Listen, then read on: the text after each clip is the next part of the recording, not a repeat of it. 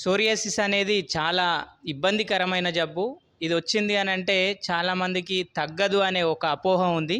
కానీ ఇక్కడ IMC medicine వాడి సోరియాసిస్ను తగ్గించుకున్న లలిత, లింగన్న దంపతులు వీళ్ళు ఒక 3 నెలల క్రితం మన దగ్గరికి రావడం జరిగింది.